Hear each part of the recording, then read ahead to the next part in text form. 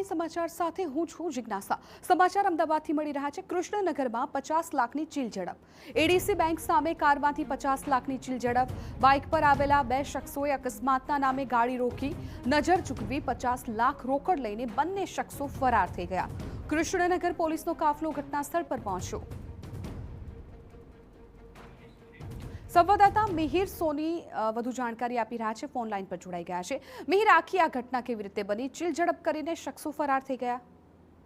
જિજ્ઞાસા, કૃષ્ણનગરમાં આ 50 લાખની ચીલઝડપનો બનાવ બનતા હાલ પોલીસ જે છે તે દોડી આવી છે અને તપાસ જે છે તે શરૂ કરી છે। કૃષ્ણનગરના મારુતિ પ્લાઝા સામે એડીસી બેંકની સામે જે ફરિયાદી છે કે જે ગાડીમાં હતા અને ત્યારે નજર ચૂકવી અને 50 લાખની ચીલઝડપ છે તે કરવામાં આવી હતી। એક બાઇક ઉપર જે ગાડીની પાછળથી અથડાવી અને કાર ચાલક ગાડી નીચે ઉતરતાની સાથે જ બોલાચાલી કરતા જ જે રકઝક કરી અને ત્યારબાદ જે અન્ય બાઇક પર રહેલો જે એક શખ્સ હતો લૂંટારૂ તેને નજર ચૂકવી અને બાઇક ઉપરથી જ આવેલા આ બંને અજાણ્યા જે હેલ્મેટ પહેરેલા જે શખ્સો હતા તેને આ ગાડીમાં કાચ તોડી અને ત્યારબાદ 50 લાખ રૂપિયા ઉઠાવી અને ફરાર થઈ ગયા હતા।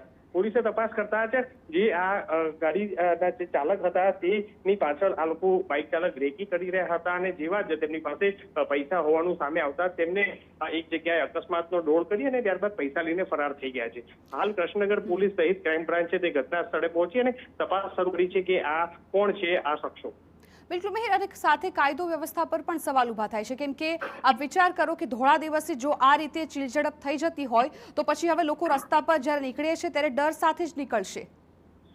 ચોક્કસથી કહી શકાય, કારણ કે કાયદો વ્યવસ્થા એટલે કે પોલીસની કામગીરી ઉપર પણ અનેક સવાલ થઈ રહ્યા છે। ધોળા દિવસે જો આ રીતના 50 લાખ રૂપિયાની ચીલઝડપ આટલી મોટી રકમની થતી હોય તો કોઈ પણ નાણાં લઈને બહાર નીકળતા હોય તો તે લોકો ડરતા હોય, કારણ કે આ રીતની સ્થિતિ કે જ્યારે અગાઉ પણ જે અગાઉ ગુનાહિત ઇતિહાસ ધરાવતા હોય જે અલગ અલગ વિસ્તારના કે જ્યાં આગળ સરદારનગરના શાળાનગરમાં પણ રહેલા આરોપીઓ જે છે કે આ રીતની મોડસ ઓપરેન્ડી હોય છે કે જે અકસ્માત કરવાનો ડોળ કરે છે અને ત્યારબાદ આ રીતના ચીલઝડપ કે અથવા લૂંટ કરી અને ફરાર થઈ જતા હોય છે।